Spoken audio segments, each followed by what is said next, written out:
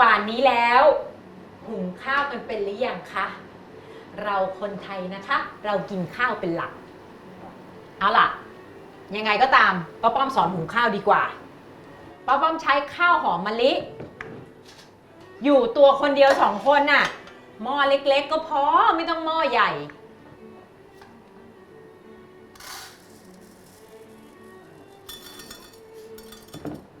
1 ถ้วยอะไรก็ได้นะคะไม่จำเป็นต้องเป็นถ้วยตวงแต่เวลาเราซื้อหม้อหุงข้าว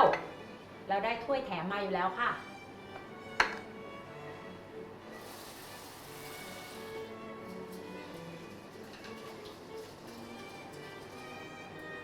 ซาวข้าวเอาฝุ่นออกนะคะ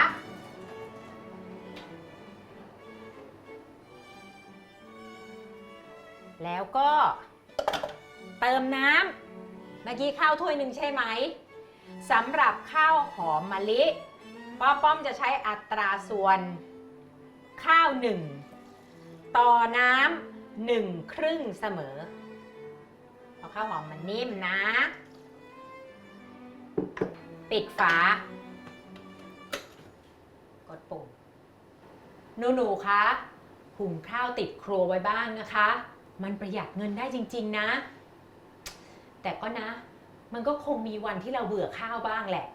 วันนี้ครัวชั้นสูงป้อมจะมาสอนทำอาหารที่เราเอาไว้กินคู่กับบะหมี่บ้างนั่นก็คือซี่โครงหมูอบน้ำผึ้งค่ะการอยู่ที่สูงไม่ใช่เรื่องง่ายเพราะยิ่งอยู่คอนโดสูงก็ยิ่งห่างไกลจากอาหารสวัสดีค่ะนี่ป้อมนะคะไม่ใช่เชฟป้อมจะมาทำให้เห็นว่าครัวเล็กๆในคอนโดก็ทำอาหารดีๆได้ใช้งบไม่สูงและทำให้ชีวิตบนที่สูงขึ้นได้อีกขึ้นไปค่ะขึ้นไปครัวชั้นสูงกัน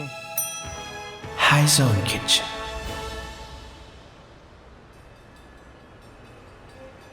ใครที่หุงข้าวเสร็จแล้วนะคะอย่าโกรธป้าจนเคลี้ยงหม้อข้าวใส่จอล่ะซี่โครงหมูอบน้ำผึ้งก็กินกับข้าวได้อร่อยเหมือนกันซี่โครงหมูอบน้ำผึ้งก็ต้องมีซี่โครงหมูเป็นหลักใช่ไหมคะเราไปซื้อเนี่ยเราก็บอกว่าเราจะเอาซี่โครงอ่อนกระดูกอ่อนที่สังเกตได้ง่ายก็คือจะมีกระดูกอ่อนสีขาวๆแบบนี้ติดมาด้วยค่ะซึ่งกระดูกอ่อนสีขาวพวกนี้นะคะเมื่อเราต้มแล้วเขาก็จะเปื่อยเคี้ยวกรอบกรุบเลยค่ะเรามาลงมือทำกันเลยนะคะวันนี้ป้าใช้ซี่โครงอ่อนประมาณ1 กิโลกรัมจากนั้นเราก็จะใส่รากผักชีประมาณสักเอา2-3 รากก็พอเราต้องการแค่กลิ่นมันดังนั้นป้าใช้บุบคำว่าบุบคืออะไรคะตีให้พอแตกมันจะได้ออกกลิ่นแต่ไม่ให้สับละเอียดนะคะถ้าสมมุติเราสับละเอียดนะคะมันจะไปทำให้น้ำมีเศษผงเศษขุ่นคลักซึ่งสำหรับซี่โครงหมูอบน้ำผึ้งเนี่ยป้าไม่ต้องการนี่ป้าบุกพอแตกเห็นไหมคะรากผักชีแตกแล้วต่อไปกระเทียมนะคะวันนี้ป้าใช้กระเทียมจีนกลีบใหญ่ๆทำนองเดียวกันกับผักชีค่ะป้าบุกพอแตกเอาทั้งเปลือกเลยนะหอมดีแล้วก็ใส่ลงไปส่วนพริกไทยเม็ดวันนี้เนี่ยป้าใช้พริกไทยทั้งเม็ดซึ่งเราจะเลือกขาวก็ได้หรือดำก็ได้ค่ะเราจะเริ่มปรุงรสแล้วล่ะอย่างแรกน้ำมันหอยป้าใส่สัก2 ช้อนกินข้าวแล้วกัน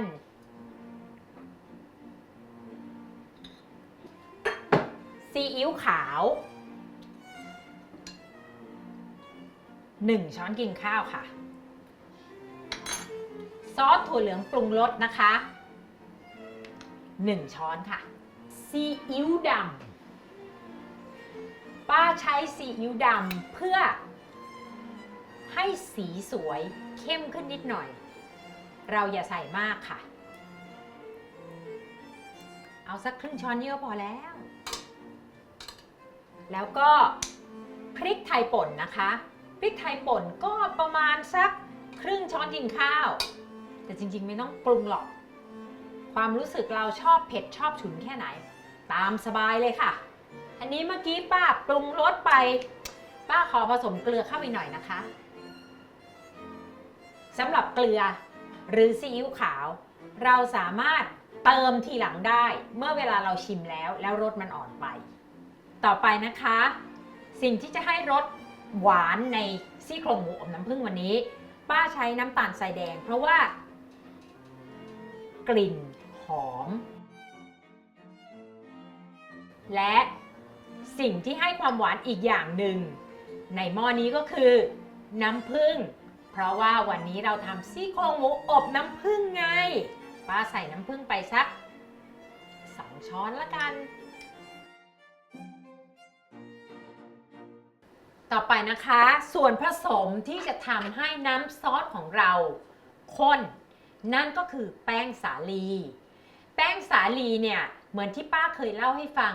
เลือกซื้อแป้งสาลีอเนกประสงค์นะคะเพราะว่าปริมาณโปรตีนของแป้งสาลีในแต่ละอย่างไม่เท่ากันจะมีแป้งสาลีอเนกประสงค์แป้งเค้กแป้งขนมปังสิ่งเหล่านี้เนี่ยปริมาณโปรตีนในตัวมันไม่เท่ากัน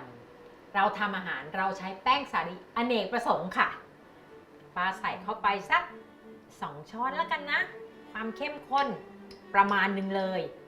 คราวนี้แล้วก็มาถึงสิ่งสำคัญของป้าป้อมวิสกี้ค่ะ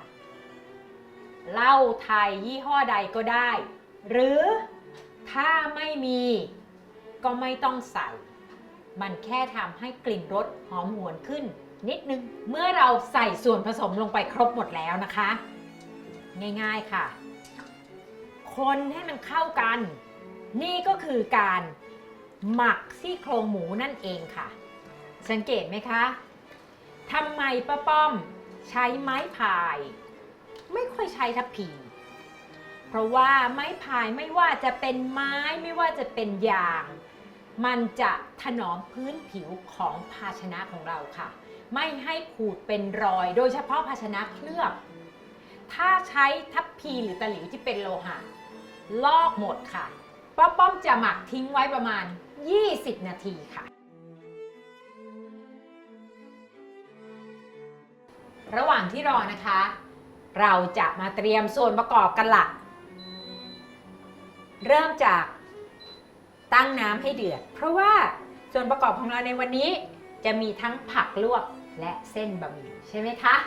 ผักกวางตุ้งที่ล้างแล้วนะคะแค่ตัดตัวขั้วมันออกทิ้งไปค่ะผักกวางตุ้งเนี่ยส่วนใหญ่จะใช้ได้แทบทั้งหมดนะคะหั่นเป็นท่อนประมาณ1.5 นิ้วถึง2 นิ้วนะคะ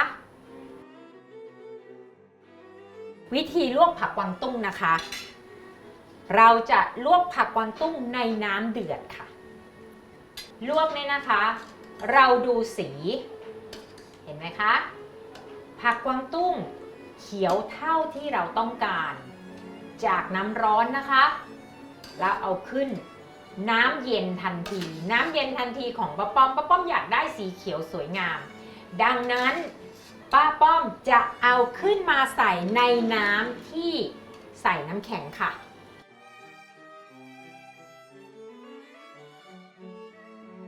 จากนั้นนะคะเราเอามาใช้โดยการบีบน้ำผักให้แห้งทำไมต้องบีบคะถ้ามีน้ำติดไป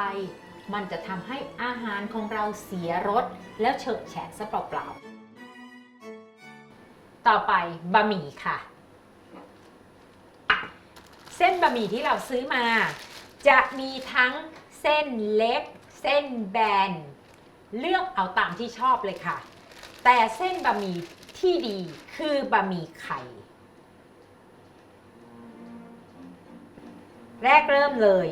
ดูง่ายๆจากสีค่ะเห็นไหมคะบะหมี่ของป้าป้อมเป็นบะหมี่ที่มีสีเหลืองอ่อนๆบะหมี่ที่สีเหลืองจัดๆนั่นคือบะหมี่ที่ใส่สีค่ะแล้วเส้นจะกระด้าง อันนี้นะถ้าจับผ่านจอได้จะรู้เลยว่านุ่มมากค่ะป้าเชื่อว่ามีไม่กี่คนหรอกค่ะที่เคยลวกบะหมี่เอง และมักจะเชื่อว่าตัวเองทำไม่ได้ทำไม่อร่อยไม่ใช่เรื่องยากเลยค่ะวันนี้ป้าป้อมจะทำให้ดู เราคลี่บะหมี่ใส่จานนะคะ สิ่งที่มันมาแน่ๆเลยคือพวกแป้งผงทั้งหลายเพราะว่าเวลาเขาทำเขาไม่อยากให้แป้งติดเห็นไหมคะเราคลี่ออกแล้วมันจะมีเศษแป้งร่วงลงมาเราไม่ใช้แป้งส่วนนี้นะคะมีน้ำเดือด1หม้อมีน้ำอุณหภูมิห้อง1หม้อเมื่อเราเอาเศษแป้งออกจากบะหมี่แล้วเอาลงลวกเลยค่ะเคล็ดลับของป้าป้อมคนในนี้5วินาทีแล้วก็เอามาลงน้ำอุณหภูมิห้องเพื่อล้างเศษแป้งที่ติดมากับเส้นบะหมี่และโดนความร้อนออก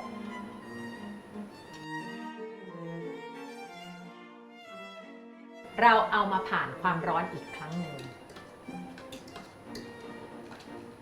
เป็นอันเสร็จค่ะ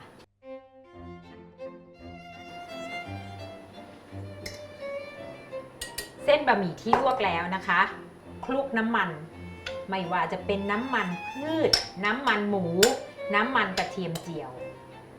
คลุกได้หมดเลยเพื่อไม่ให้เส้นติดกันค่ะได้เวลาหมักเข้าที่แล้วหอมฉุยมากเลยค่ะเราจะเติมน้ำให้ท่วมซี่โครงหมูค่ะนี่ขนาดไม่ต้มเลยนะหอมขนาดนี้แล้วเปิดไฟแรงเลยค่ะรอให้เดือดพอเดือดแล้วเราลดลงเป็นไฟอ่อนเคี่ยวต่อไปอีกประมาณ40นาทีค่ะเมนูนี้ง่ายมากเลยเห็นไหมคะเราเคี่ยวซี่โครงหมูในหม้อใบเดียวมีเวลาว่างที่จะไปเตรียมส่วนประกอบอื่นๆหรือแม้กระทั่งไปทำงานบ้านอื่นๆยังได้เลยค่ะเดือดแล้วเมื่อเดือดแล้วนะคะลดไฟลงค่ะประมาณไฟกลางนะคะแล้วเราก็เคี่ยวต่อโดยการแง้มฝาไว้แล้วมันเปิดออกมาคนเป็นระยะนะคะเพราะว่ามีส่วนผสมของแป้งมันอาจจะติดก้นได้ค่ะก้นหม้อนะคะได้เวลาแล้วเรามาเช็คกันก่อนว่าหมูนิ่มได้ที่หรือยังใช้ซ่อมจิ้มเข้าไปเบาๆที่สำคัญเราต้องชิมก่อนค่ะว่ารสชาติถูกใจเราหรือยังหอมแล้วแต่สำหรับป้าว่าอ่อนเค็มไปหน่อย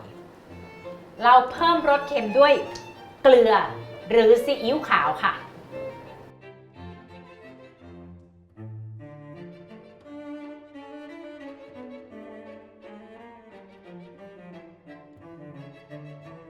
ซี่โครงหมูอบน้ำผึ้งพร้อมรับประทานแล้ว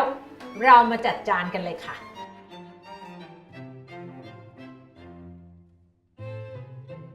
ถึงแม้จะกินคนเดียวนะคะเราก็น่าจะต้องจัดจานให้สวยงามมันสร้างความน่ากินให้ได้ไม่น้อยทีเดียวค่ะถ้าชอบนะคะโรยกระเทียมเจียวลงไปบนบะหมี่ได้อีกไม่ต้องห่วงนะคะเดี๋ยวนี้เราไม่ต้องเจียวกระเทียมเองในคอนโดแล้วกลิ่นไม่รบกวนแน่เพราะว่ามีกระเทียมเจียวสำเร็จรูปขายเรียบร้อยแล้วค่ะ